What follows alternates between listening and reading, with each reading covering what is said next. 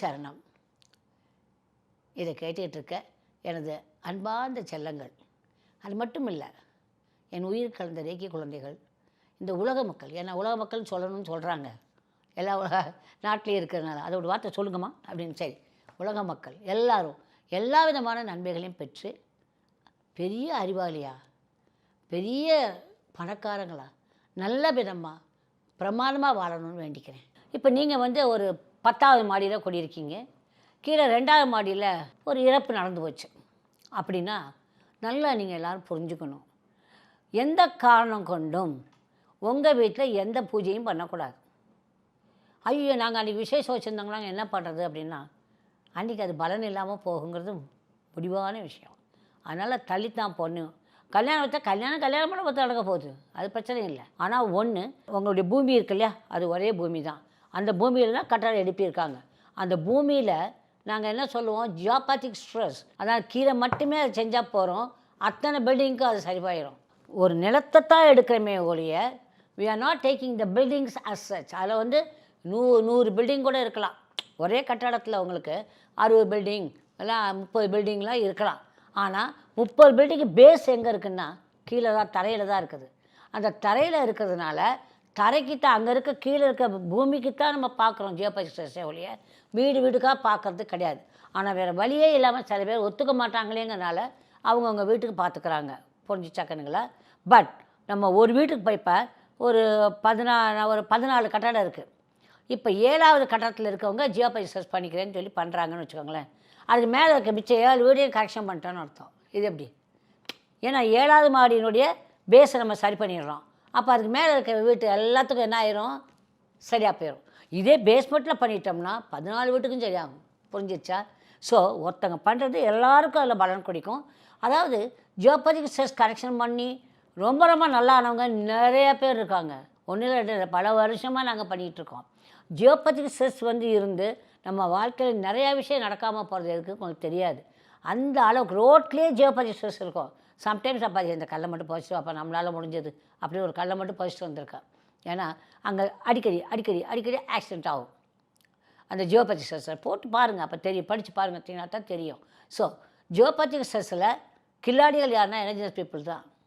ஏன்னா அவ்வளவு அவங்களுக்கு வந்து இந்த எக்ஸ்பீரியன்ஸ், நம்மளுடைய அனுபவம் தான் வெரி பிக் மாஸ்டர். அனுபவம் தான் எல்லாமே. அந்த அனுபவத்தில் வரதா. இப்போ நான்லாம் ஒரு இடத்துல நடந்து அப்படி பார்த்தேன்னா என்னன்னு பார்ப்பா சரியில்லை அப்படி சொல்லுவோம். ஏன்னா அனுபவங்கள். இப்போ இந்த கையை வச்சு பார்த்தேன் அது ஆஹா அப்படின்னு சொல்லிடுவோம். அந்த ஆகாலே விஷயம் முடிஞ்சு போயிடும். அங்கே ஒரு ஆள் வராங்கன்னா அக்கா இவங்கள்ட்ட மாட்டிக்கிட்டோமே அப்படின்னு இருக்கும். அவங்க 6வது தன்மை எங்களுக்கு புரியும். அது காரணம் we are always in that வைப்ரேஷன்லேயே நாங்கள் விளையாடிட்டு இருக்கோம். எல்லாருடைய மனசுக்குள்ளே என்ன இருக்குங்கிறதும் தெரியும். இல்லை அது கொஞ்ச நாள் போகணும் உங்களுக்கு. நீங்கள் மாஸ்டர் ஆகி இந்த மாதிரி லட்சக்கணக்காக தீட்சை கொடுக்குறப்ப இப்படி நினைக்கிறாங்களேன்னு இருக்கும். இது இவங்களுக்கு ஆக போகுதுன்னு இருக்கும். யாருக்கும் நம்ம கனெக்ஷன் இருக்காது, அவங்களுக்கு ஏதோ ஆக போகுது அப்படிங்கிற மாதிரி இருக்கும். எப்போவுமே தெரிஞ்சுக்கோங்க, நம்ம நினைக்கிற மாதிரி இதெல்லாம் நாங்கள் நம்பலப்பா, நம்பணும் யார் கேட்குறாப்பா, ஒருத்தரும் கேட்கல. எதையுமே யாரும் நம்பணுங்கிற அவசியம் கிடையாது. புரிஞ்சுதா? ஆனால் உண்மைங்கிற ஒன்று இருக்குது. கடவுள் இருக்காரா கேட்குறப்ப என்ன ஆகுது, ஏதோ ஒன்று இருக்குது அதனால தானே இருக்குது இல்லைன்னு நீங்கள் சொல்கிறீங்க. ஏதோ ஒன்று இருக்கிறப்ப தானே இல்லைன்னு வரும். கண்ணுங்களா? I correct or not? இருக்குது, அதனால் நீ இல்லைன்னு சொல்கிறீங்க, அதான உண்மை. அதனால் சக்தின்னு ஒன்று இருக்குது, அது இல்லைன்னு யாருமே சொல்ல முடியாது. அந்த சக்தியை வந்து நம்ம எப்படி அப்சார்ப் பண்ணி நம்ம உடம்புக்கும் சரி, மனசுக்கும் சரி, உணர்ச்சி பாவத்துக்கும் சரி, எல்லாத்துக்கும் நம்ம எப்படி யூஸ் பண்ணிக்க போகிறோம் அப்படிங்கிறது தான் இப்போ இந்த மாதிரி கலைகளை கற்றுக்கிறதுக்கு. அது ரேக்கியில் ஃபஸ்ட்டாக இருக்குது ரேக்கி. அஃப்கோர்ஸ் பிராணாயாமா இருக்குது, அதுக்கப்புறம் நிறைய கலைகள் இருக்குது. அதில் நீங்கள் என்ன சொன்னீங்களோ அது என்கிட்ட இருக்கும். நான் படிச்சிருப்பேன், இத்தனை வயசில் நான் எவ்வளோ படிச்சிருப்பேன். ஆனால் சூப்பர் என்னென்னா சிம்பிள் என்னென்னா தட்ஸ் ரேக்கி. ரேக்கிங்கிறது வந்து நான் வந்து சும்மா ஒரு பக்காக நான் பேசலை. அதை அனுபவித்து அதில் பல மக்கள் முன்னேற்றத்தை பார்த்து எல்லாம் பண்ண போகிறேன். அதுக்காக யாருமே சாக மாட்டாங்களா ரேக்கினா? கடக்கிற அவங்கவுங்க கர்மா பிரகாரம் இருக்குன்னா அதை தாங்கிக்கிற மனசை கொடுக்குறது ரேக்கி கொடுக்கும். புரிஞ்சுதா? எந்த காரணம் கொண்டும் ஏதாவது ஒரு காரணத்துக்காக ரேக்கி, இதனால் நாங்கள் அதெல்லாம் சும்மா கண்ணுங்களா, உங்களுக்கு பலத்தை கொடுத்துக்கிட்டே தான் இருக்கும். உங்கள் உடம்பை அதை பாதுகாத்துட்டே இருக்கும். நீங்கள் எங்கே இருக்கட்டா தீட்சை மீனாட்சி அம்மா கொடுத்தா சத்தியப்பிரமா எல்லோரும் எங்கே தான் இருக்காங்க இன்றைக்கி வரைக்கும். 34 வருஷம் வருது. அப்படியே இருக்காங்க, யங்காக இருக்காங்க. ஓகே, கேட்டால் நீங்கள் தான் அப்படி இருக்கீங்களா, அதனால் நாங்கள் அப்படி இருக்கோமா சொல்லிக்குவாங்க. நான் சிரிச்சுக்குவேன். இல்லை ஐயோ கொஞ்சம் பூசி கீசி பண்ணுறமே, அப்படி காட்டாலும் அப்படித்தான். நான் ஒன்றும் அவ்வளோ மோசமாக இல்லைன்னு நான் நினச்சிக்கிறேன். பிகாஸ் காலையில் எழுந்திரிச்சோன்னே if I go to the bathroom I will say myself, you look so sweet யா, you look so beautiful, I love you. What is யார் சொல்லணுமா என்ன, நம்ம சொல்லிக்க வேண்டியதானே. I love you Meena, really you look so sweet யா அப்படி நானாக சொல்லிக்குவேன். நீங்களும் அதே சொல்லிக்கோங்க, நல்லா இருப்பீங்க, அழகாக ஆயிடுவீங்க. எல்லாருக்கும் கண்ணா அடுத்தவங்க போல் அவங்கள போல் கம்பேர் பண்ணுறத விட உங்களை மாதிரி இந்த உலகத்தில் யாருமே கிடையாது. அதை மறந்துடாதீங்க. ஒரு ஜீவனை மட்டும்தான் ஆண்டவன் படைச்சிருக்கான், அது நீங்கள் மட்டும்தான் அழகு. உங்களுக்குள்ளே தான் எல்லாமே இருக்குது. உங்களை மாதிரி இன்னொரு ஜீவன் இந்த உலகத்தில் கிடையாது. உங்கள் மனசு மாதிரி இன்னொருத்தவங்க மனசு கிடையாது. உங்கள் செய்கைகள் மாதிரி மற்றவங்க கிடையாது. ஒருத்தவங்க ஒன்றில் பிரமாமல் இருப்பாங்க, ஓகே அவங்க இருக்காங்க, சோவாட்டு அவங்க வாட்டி இருக்கட்டும். இப்போ என்ன நமக்கு என்ன, அவங்க நல்லா இருக்காங்க, அவங்க ரொம்ப அழகாக இருக்காங்கப்பா, நிறைய சம்பாதிக்கிறாங்கப்பா, சோவாட்டுப்பா, நமக்கு எதுக்குப்பா அது வம்பு, எப்படியா இருந்துட்டு போட்டோம்.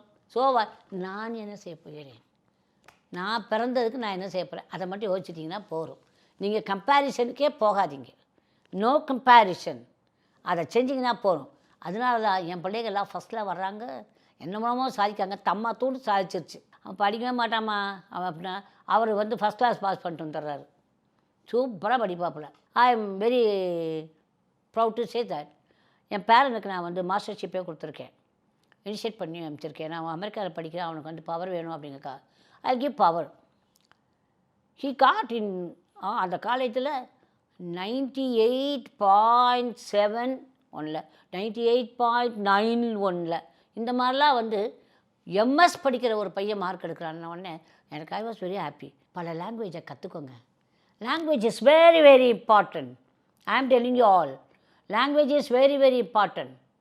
இன்றைக்கி நீங்கள் ஜப்பான் படிச்சிருந்தீங்க, ஜப்பானில் உங்களுக்கு நிறையா வேலை காத்து கிடக்கு. ஐ ஐ ஐ ஹேட் பீன் டு ஜப்பான். அங்கே சொல்கிறாங்க ஜப்பானில் இதில் சயின்டிஸ்டாக இருக்க சொல்கிறார், அம்மா இன்றைக்கி நம்ம நாட்டில் இருக்க இந்தியன் நாட்டு மக்களுக்கு அவ்வளோ இங்கே வேல்யூ இருக்குது. ஒன்றியத்தையும் ஜப்பானிய மொழி அவங்க கொஞ்சோண்டு கற்றுக்கிட்டாங்கன்னா போகிறோம் அங்கே. ஏன்னா அங்கே எல்லோரும் ஓல்ட் ஆகிட்டாங்க, ஜப்பானில் நிறைய ஓல்ட் ஆகிட்டாங்க. ஓல்டாக ஸோ எங்கே இருக்கவங்க யாருன்னா இந்தியாவிலேருந்து வரணும்னு நினைக்கிறாங்க. Because they are all very intelligent அவங்கள பொறுத்த வரைக்கும். இல்லை ஏன் நம்ம வேதங்கள், நம்ம புராணங்கள் கரெக்டாக கண்ணுங்களா. லாஸ் ஏஞ்சல்ஸ்லேருந்து உங்களுக்கு ஒரு விமானம் கிளம்புது, அது பாரிஸ் போகணும். அந்த விமானம் அப்படி கிளம்பி போய்கிட்டு இருக்குன்னு வச்சுக்கோங்க. இதை நல்லா புரிஞ்சுக்கோங்க, இந்த விட்டுறக்கூடாது. அந்த விமானம் 3.5 டிகிரியில் அப்படி திரும்பிச்சுன்னா அது வாஷிங்டன் போயிடும், பாரிஸ் போகாது. எப்படி இது? அப்படித்தான் நீங்கள் படிச்சுட்டு இருக்கீங்க, படிப்புலேருந்து என்ன பண்ணுறீங்க, டிவேட் ஆகி அதுவாக 3.5 டிகிரிக்கு அப்படி போயிடுது. இங்கே 180 டிகிரிக்கு நீங்கள் மாறிடுறீங்க, மற்ற காரியங்களை தான் பார்க்குறீங்க. உங்கள் படிப்பில் வந்து இல்லை. ஆமே கரெக்ட், பூரா அப்படி பண்ணுறீங்க. இத்தனை டிகிரி போனால் எப்படி கண்ணுங்களா உங்கள் பழக்கங்கள் நல்லா இருக்க முடியும்? நான் படிக்கிறேன், நான் அடிக்கிறேன், அப்படி வரணும்ல. வர்றீங்களா செல்லங்களே? வாங்க கண்ணுங்களா, ரேகியை படிங்க, இந்த அம்மாக்கிட்ட வாங்க, உங்களுக்கு புரியும். நல்லா படிப்பீங்க, சூப்பராக இருப்பீங்க. உங்கள் தாய் தப்பனுக்கு பிள்ளைகளாக இருங்க. ஸோ எங்கள் அப்பா சரியில்லை, எங்கள் அம்மா அதை பற்றி நீ ஏன் கவலைப்படுற? நீ நல்லா இருந்தால் அவங்களுக்கு நல்லா கொண்டு வாங்க. That's your duty. ஓகே, நான் அட்வைஸ் பண்ணலை, I am telling you to do. Understand? It is not advice, do it I say. நான் சொல்வேன் டூ இட் ஐஸே அப்படின்னு போயிட்டே இருப்பேன். எல்லோரும் பயப்படுவாங்க அந்த வார்த்தைக்கு. அம்மா சொன்னாங்கன்னா அதில் அர்த்தம் இருக்கும் அப்படின்ட்டு. புரிஞ்சா கணுங்களா? செய்கிறீங்களா? ஐ லவ் யூ இல்லை என் செல்லங்கள்ல வைரங்கள்ல. Okay, I love you all my lovely children. Good luck கணுங்களா. பைடா செல்லங்களே.